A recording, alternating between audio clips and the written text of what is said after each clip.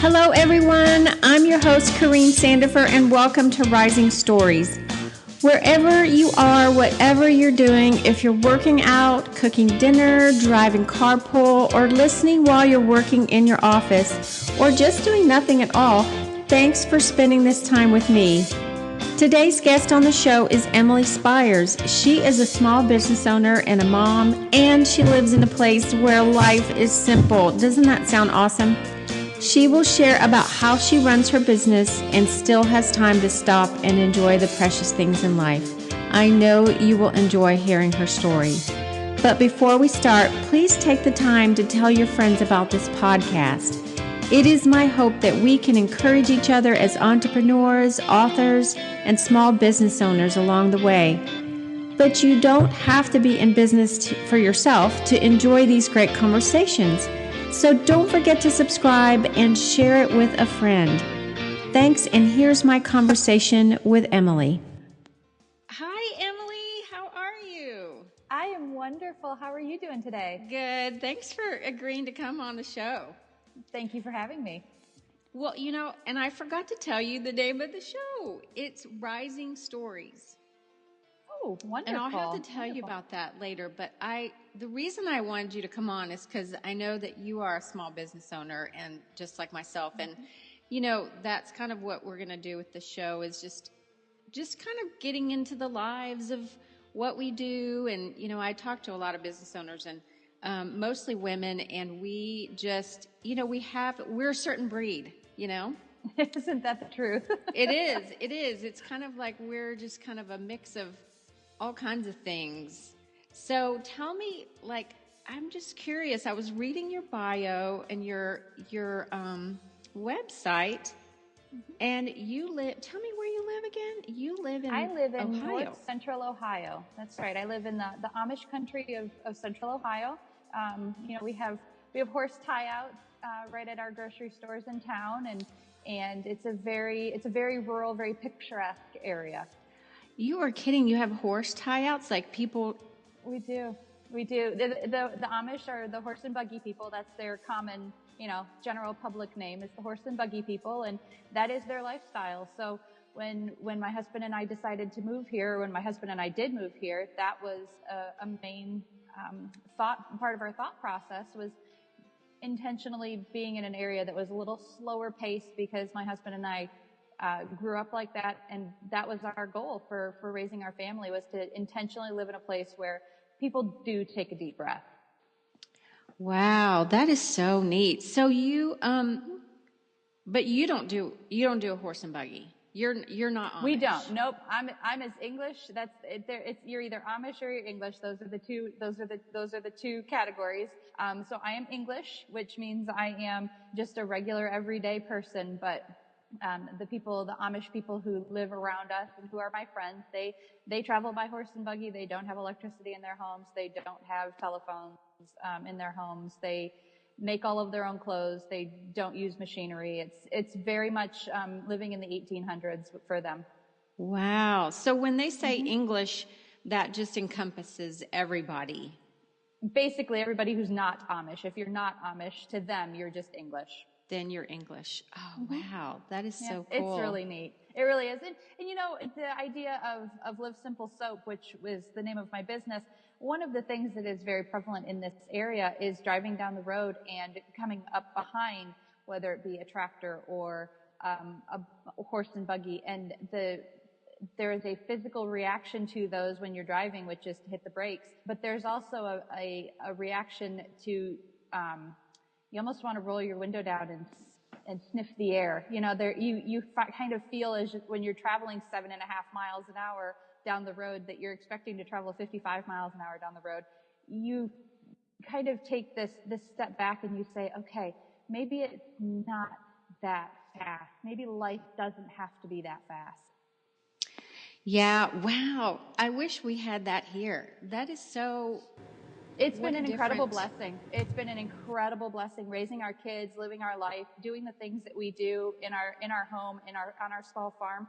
It's changed everything living here. So you did that intentionally. So it was it was at the forefront of our minds when we were making this decision. Yep. Wow. So where did you come from? Were you in a small town as well? You grew up in a small town? I grew up in some area of Michigan. Very few people can use their hand to define exactly where they grew up, but those of us who came from Michigan can do that.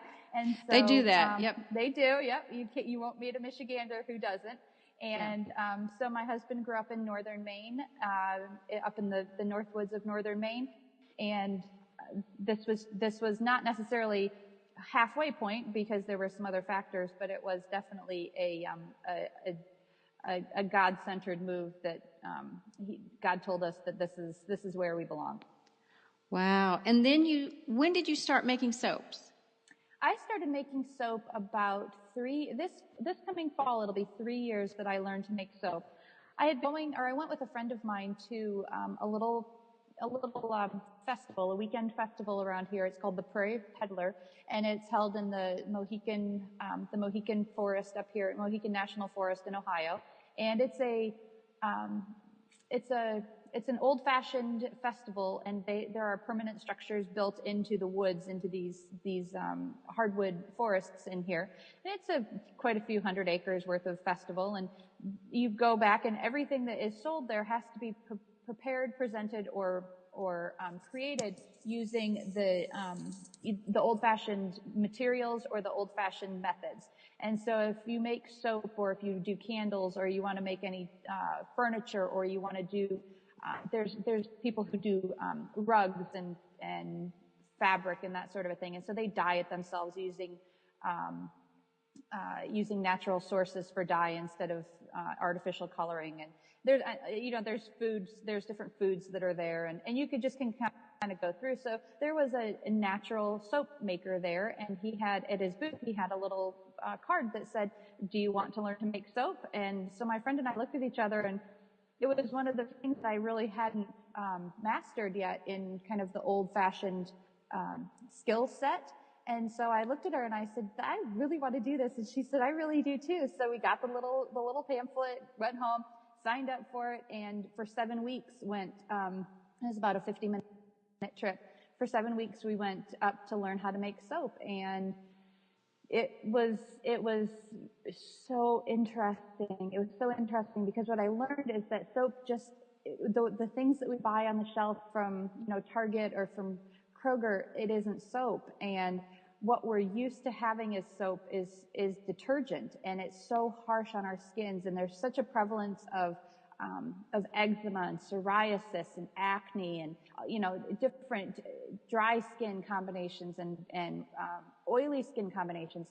And the reality is the stuff that we're putting on our skin is our largest organ, and the stuff that we put on our skin, if it's not healthy for your skin, can cause problems. And so that's what I learned doing this, was that it really does matter. And so soap does stuff. You can make it have more lather. You can make it have less lather. You can make it creamier. You can make it harder just based on the ingredients that you use. And so when I started learning the chemistry behind it, I was sold hook, line, and sinker. And so I decided that it was time to start making it for my family. And then a couple of friends and neighbors said, "Hey, would you make me some? Hey, would you make me some?" And I went, "Sure, I can do that." So then my husband went to work, and he works down in the big city, and he came home with a couple of orders for Christmas orders, and I said, I might have something here. Yeah. So I started doing that, and the first year that I did it, so I kind of spent an entire year crafting my recipe, so that my recipe is my recipe, and it's mine. I don't use anybody else's recipe. I made it up myself just based on what I wanted it to do and how I wanted it to look and feel and smell. And so that it's not just any general homemade soap recipe. And so the first year, which would have been 2015, I made, my son cut and stamped, and my daughter wrapped, and we shipped over 600 bars of soap in 6 weeks. Wow. So it just took off because you were... It blew up. Yep, wow. It blew up. I had no idea what I was doing. I had no idea what to expect. I had no clue. And so, excuse me, that was 2014. So 2015, last year, I felt like every time you do something for the first time, you always learn something new, especially as a small business owner. And so for 2015, I said, okay, I'm going to start earlier in September making soap to put on my shelf. And I had 400 bars of soap on my shelves by the end of September. And I had to remake that same amount of soap 2 more times because So it did that you ran much. out. I ran out. And it literally has just exploded. I had no idea what to expect. I really didn't know. And what has been very interesting to me, 2 things have been incredibly interesting to me. First of all, the amount of repeat customers that I have. I have people who will text me or email me and say, I need more. Not a lot more, but I need more. And then the second thing is the amount of testimonials that I've gotten based on people who have sensitive skin or problematic areas in their skin. And they've said they won't use anything else. They put it in their budget to be able to buy a bar of soap from me every month so that they don't have to use something harsher from the drugstore or from a beauty counter. I'll be honest, like when I look at homemade soaps, and you kind of have sold me on this, but when I looked at homemade soaps, a lot of them have been so dry. Like I hate things that don't lather. Right. Right. Me too. Lather means clean to people, and to be very honest with you, the cleaning is not the lathering. And that was one of the things that I did learn. But in our minds, that's how we perceive that. You think of, you think of dish soap, you think of your washing machine, you think of taking a bubble bath, you think bubbles or lather equals clean. And so because of that mentality, I made sure that my soap does have a good lather base to it. But I really wanted it to have a creaminess that was soft. My sister-in-law uses it on my 2-year-old niece, and that's all she uses on her. It's gentle. It's very, very effective. It's calming to the skin. There's really no, of all the people that have ever used it, and I mean, at this point, we're talking hundreds of people, I have not had one person come back to me and say, hey, this just tore my skin up. Really? Wow. So it's helping soothe like skin stuff. Eczema, psoriasis. I've had people call me back and say, I need more of this. Can you make this again? This exact same thing that I bought before. Can you make it again? Because it helps clear up their acne. I've had people send me pictures of like a before and after shot, after using it for 6 weeks of their acne and their eczema. And it's non-existent. I have a friend of mine who lives across the road, and she had taken a picture of it because she has very bad psoriasis on her arms. And it was to the point where her skin would crack if she would move her arms, even to the point of just straightening her arm out or bending her elbow. Her skin would crack to the point where it would start to bleed if it was a really deep crack. And she started using my soap, and she doesn't have that problem anymore. She told me my soap gave her a new lease on life because she could actually move. Wow, that is amazing. Do any of the Amish people in town buy from you?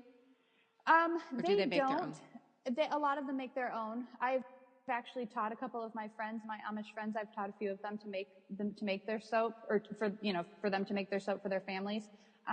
It fits into their skill set very well. I mean, they've taught me to make cheese. I taught them to make soap. It seemed like a fair trade.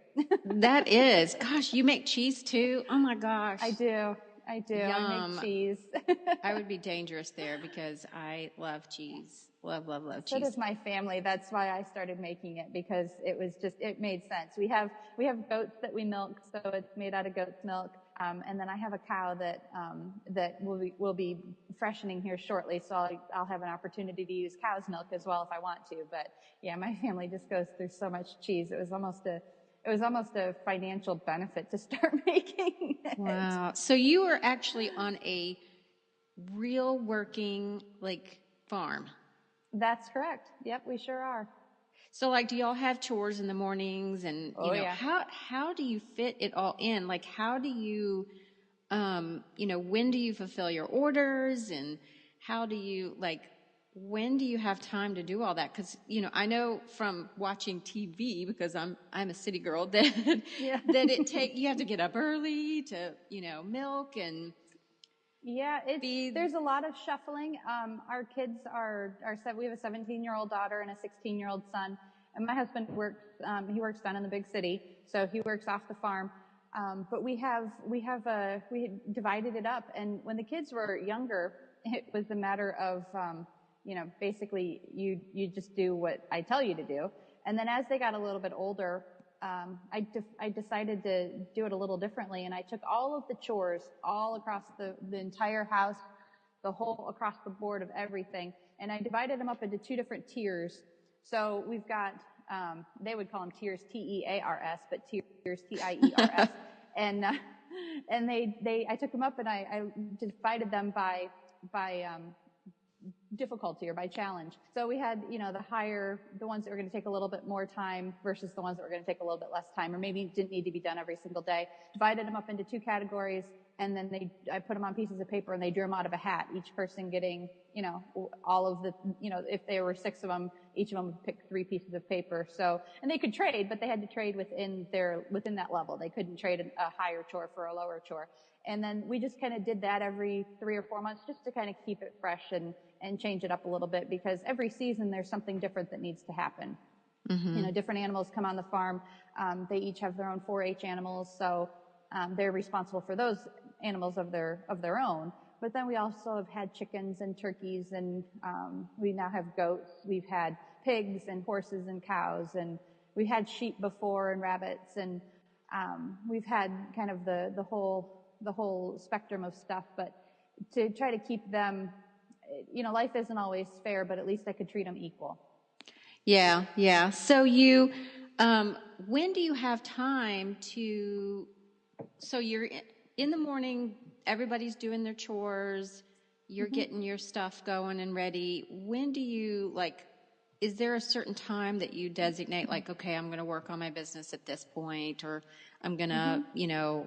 Only on these days do I fill orders, and do you have to go into town to For mail the most stuff? part, when we were doing with the Christmas orders and the holiday orders, for the most part, I did Monday, Wednesday, Friday shipments. Mm-hmm. Just because those were going to be the days specifically that I was going to be into town, and the post office is 15 minutes away. So Monday, Wednesday, Friday, those were the days that I was going to be specific about getting orders out. If they came in on a Saturday, I can't do anything about that. It'd go out on Monday. In terms of doing anything with the business, I set it up. I had taken some of the off time at the beginning of 2014. I'd taken some of that downtime after the learning the experiences of 2014, and so the very beginning of 2015, and just really focused on what I could do in anticipation of the Christmas season of 2015. And to do that, I did a lot of research and spent a lot of time looking into online processing systems and trying to figure out an online cart and an e-commerce system. Now, the best one that I found was Square, and I don't know if you're familiar with that, but it's called Square. It's free. The only thing I have to pay is when I actually use it, so I don't have any maintenance fees and I don't have any monthly fees. But you can hook it up. You get a little card reader. It's free of charge. You get a little card reader. You can hook it up to your phone. You can hook it up to your iPad. And originally, I had planned on doing some shows and festivals, craft sales, that sort of a thing. So my whole goal was to be able to accept credit cards at these craft shows, because that's what people expect. People very rarely travel with cash any longer, and I was expecting to be able to fulfill that type of a purchase at a craft show. So I wanted to get something that I could do that with. Square fit that very, very well, and it was free, which fit my budget very well. So in order to do that, I signed up, got it all taken care of, and as I was walking through the setup process, I realized that they have an online store. So for this online store, it took me hours and hours and hours, but I did it because I only would have to do it once, and I set up my online store. So all of my products are listed on my internet, on my website. I have photos on there, and I can accept orders. If people are local and they want to place a pickup order, I have an option for that. And then I can also invoice. So if people just give me a call or send me a text message and say, hey, I need to place an order for this, I can go ahead and through the back end send them an invoice, and then the processing gets done. So it was a matter of recognizing that coming up in in about September, I was going to be slammed again and wouldn't have time to wrestle with this. So I might as well take some of my downtime and focus on how I could make my life easier during my busy season, knowing full well that my busy season was going to happen starting about September 15th.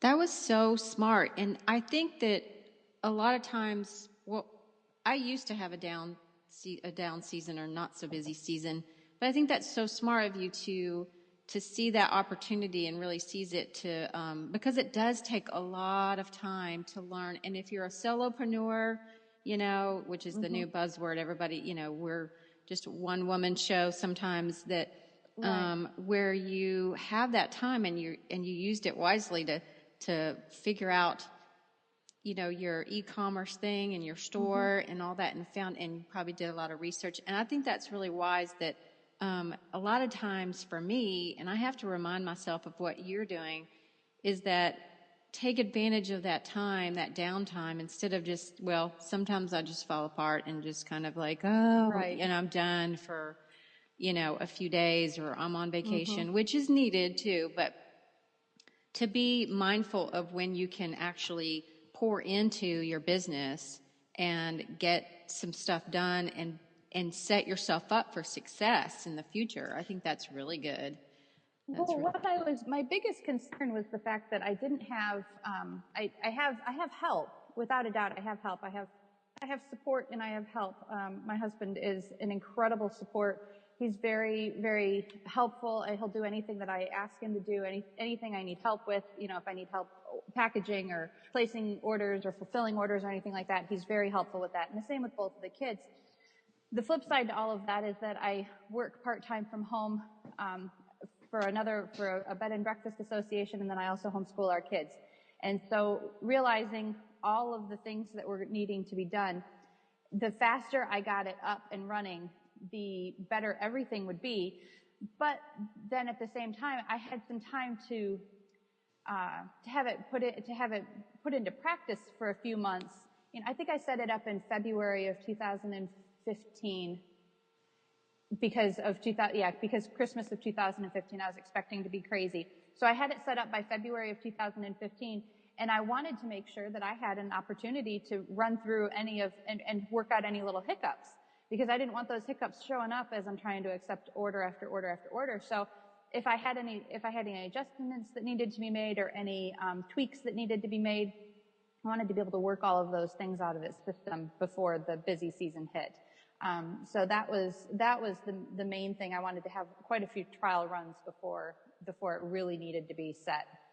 Yeah. Well, tell me this. What has been what's surprised you the most about being a small business owner? What has been the most surprising thing? Like, oh my gosh, I didn't realize this was going to happen. The amount of mental consumption. It just takes so much mental power to do it all. It just does. And you can't get away from it. You can't go anywhere without thinking about it. I've gone to a couple of different trade shows and festivals, and I'm thinking, ooh, I wonder if I could do that. Oh, I wonder if I could do this. Oh, I wonder if I should expand my line to include this, that, or the other thing, because I can make it. And I think realizing my limitations has been probably the best thing that I can do. The name of my company is Live Simple, and I chose that intentionally. That was because first of all, that's how we live. That's here. How you live, yeah. That's how we live, and that's an intentional lifestyle. But then it's also, I think I wrote on my website, it's a call, it's a reminder to other people to do that too.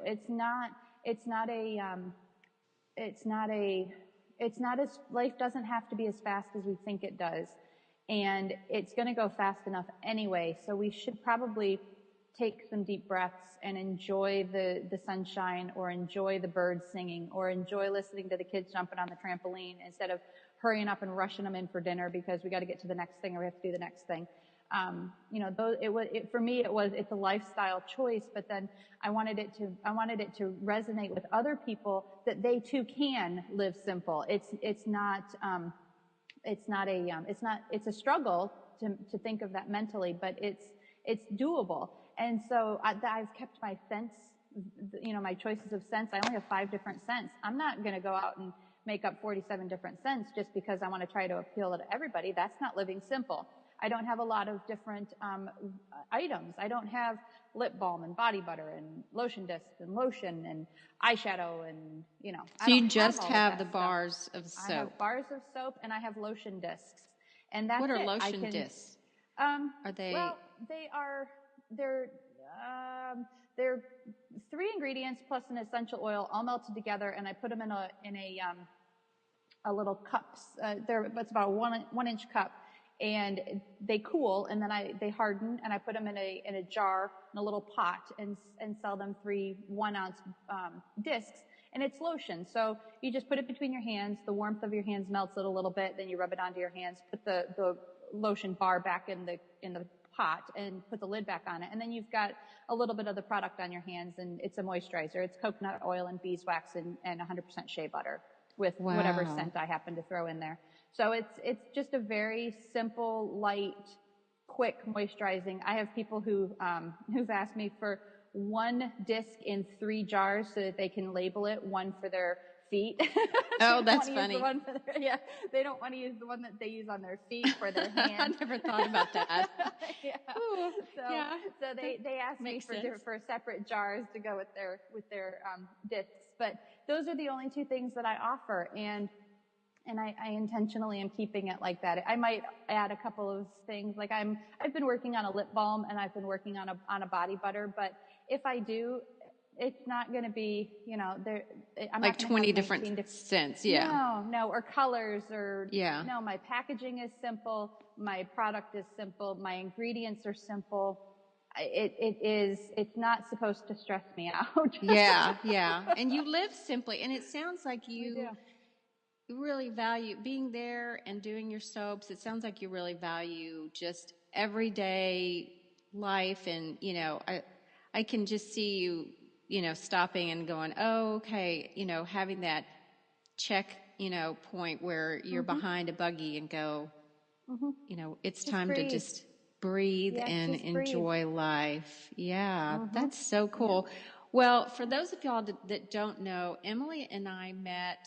We actually have never met. We've never met. No, never given each other a hug, never shaken each other's hand. But we will. I think you're coming to my area soon, so I'm very excited about that. But we met online on Facebook through a group of crazy women. I love this community. I can't tell y'all what it is, but it's a secret. We're in a secret society kind of a group. It's just a Facebook group, but we found each other we all love Jen Hatmaker and her books For the Love. And so it kind of branched off from there. We found each other and we have a great time. So that's how we know each other. And so I was like, if you're a small business owner, I want to talk to you because I'm just so curious, like a day in the life of Emily. What do you do? Like we did kind of talk about you have to get up in the morning and do stuff, but what else goes on in your world? Oh, a day in the life of Emily. Well, a day in the life of me is probably a little different every Monday, Tuesday, Wednesday, Thursday, Friday, Saturday, Sunday. Not any 2 days look the same. On the whole, there's, if I've had soap orders that come in overnight, they come to my phone, which is both good and bad all at the same time.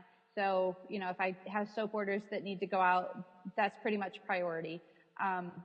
My daughter is 17 years old, and she's got very much an artistic eye, and so she's helped me with packaging and packaging up the soap orders and then the actual packaging themselves. But it's really we don't go a lot of places. I'm very much a homebody.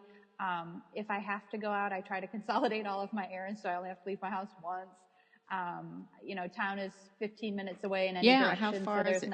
15 minutes away? Yeah, 15 minutes in any direction. No, it's not too bad. It's not too bad. But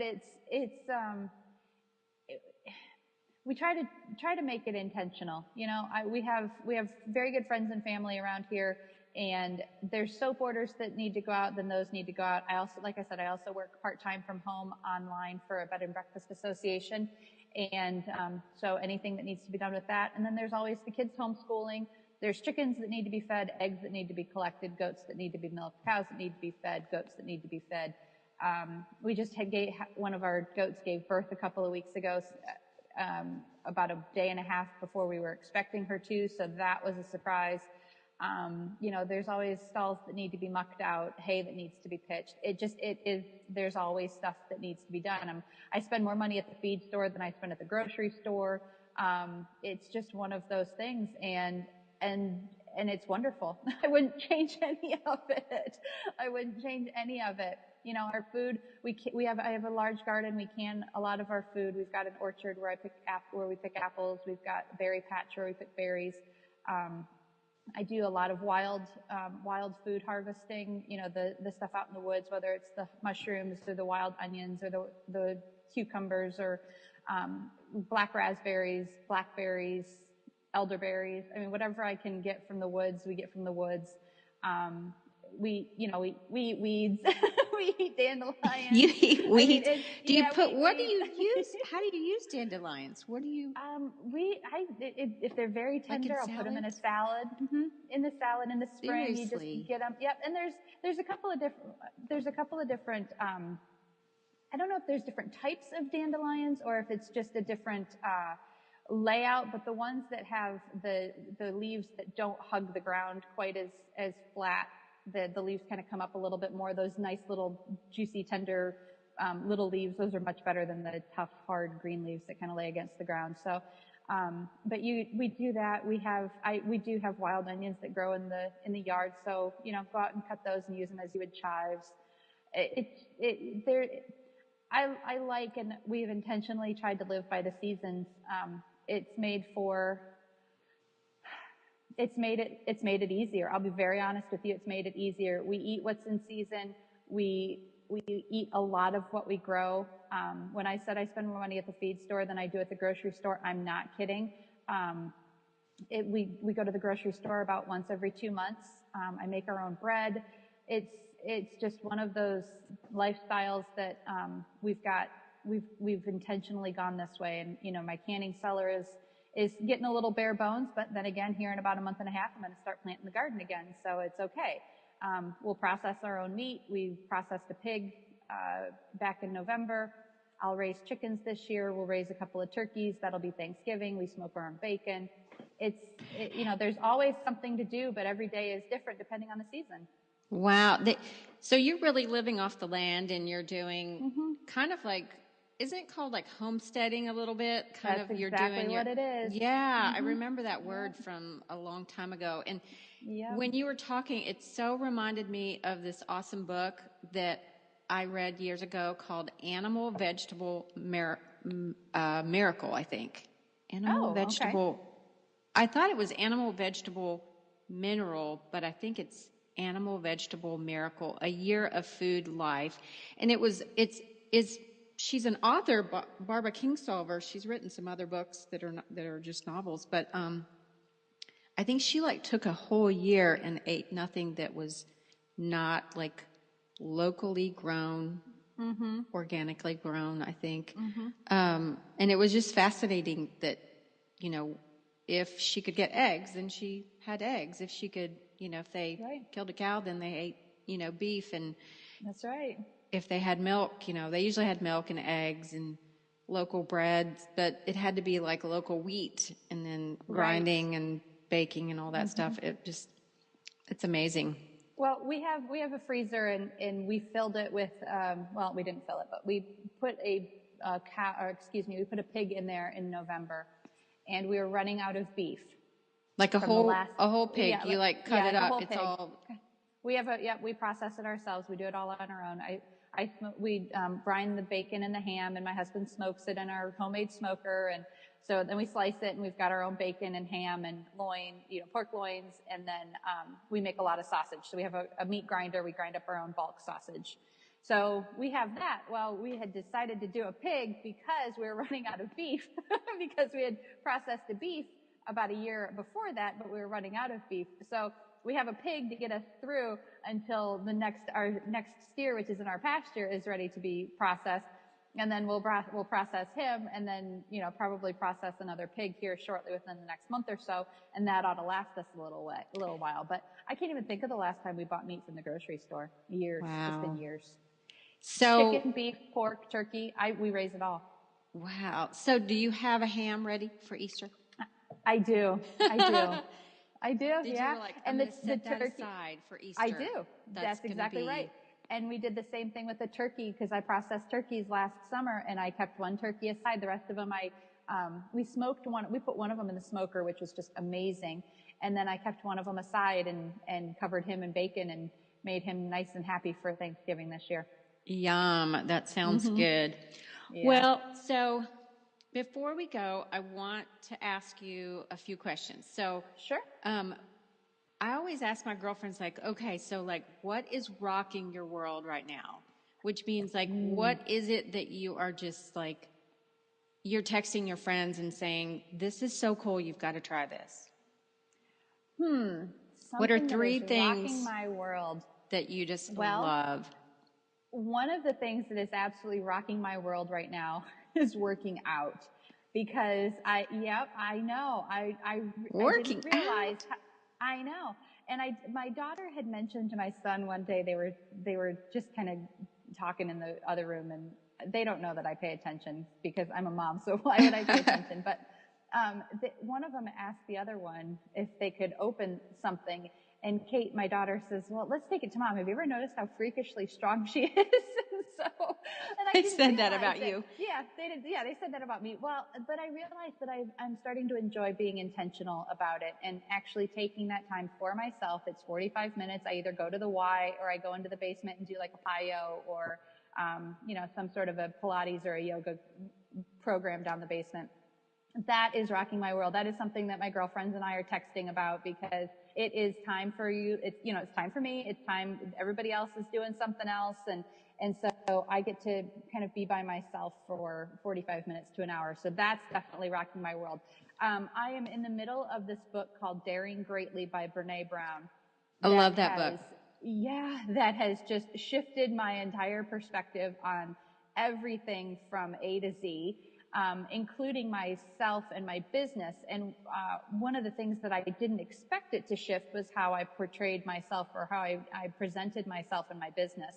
And it's helped me tremendously. Take challenge, take a leap, take a chance, go try something new, but have faith in yourself that you're worth trying something new. You don't have to stick in the same thing just because you're afraid of what the results are going to be. Be vulnerable and go out there and do it, because people are drawn to that vulnerability. So if I share some of my missteps with making a batch of soap, that doesn't make me look like a failure. It makes me look like a real person. Absolutely. So and that has been good. Is that the book where she talks about how someone came up to her and said something about, well, I'm really a lawyer, but I make jewelry on the side. I'm not really a jeweler. Yeah. Like, I don't really make jewelry or something. And she was like correcting them, like, no, you do that. You are. Yeah. Yeah. So you are a small business owner. You are a soap maker. It doesn't matter if you make 5 soaps and sell them a month, or if you make where you're making tons, and selling them. So I love that book. It's a great book. If you're a soap maker. And then the third thing that's rocking my world right now is my women's group. I started a women's group at my church, and that has developed into something that I can't even begin to fathom with God, what He's doing with that. So that's something that has been kind of right in the forefront of my mind recently, is living in praise, living in a constant state of worship of everything that He's doing. Wow. Yeah, that sounds really good. Are you leading it, or you just joined it? You're leading it. I am. It's mine. I started it. Wow. Talked to my pastor. I said, the Holy Spirit is moving. Either get out of the way or get on board, because this Holy Spirit train is trucking right along. And he said he was very excited, and whatever I needed to do, just go for it. And so that was back in in August. And God kept telling me, just wait, because I kept itching and chomping at the bit to get going. And He said, wait. So I waited for a month, and then 2 months, and then 4 months. And then on the 5th month, he said, okay, now. And so I did. And it's just been an incredible journey. It's been an incredible individual journey, but each of the women who have been coming have impacted my life, and the fruit of the impact on their lives has been noticeable. Okay. So, so those are your 3 things. I love those. Those are awesome. Those are awesome. Well, thanks so much for coming on the show. And thank you I for want to having say me. Your website is is it dot or just Live Simple? It's just livesimplesoap.com. Livesimplesoap.com. Yep. So if you go to her site and you order, make sure you tell them that I sent you. Make sure you tell them that Rising Stories sent you, because I want to know. I'm hoping you'll get some orders, but and people will come and look at all your different soaps. That's exciting. Yeah. That's exciting. Yeah, so thanks for. Well, thank you so much for having me. This was fun. It was. All right. Well, thanks. We'll talk to you later. I'll see you on Facebook. Hey guys, what did you think? Wasn't she a gem? And I loved her tips for keeping her business at a level that she's comfortable with. I knew you would like her. You can find Emily and her soaps at etsy.com/shop/livesimplesoap. Also, you can find her on livesimplesoap.com. All the show notes from this show will be on my website, CorineSandifer.com. Please go and leave me a comment and let me know who else I should have on the show. I'm always looking for new guests. Thanks again for sharing this time with me.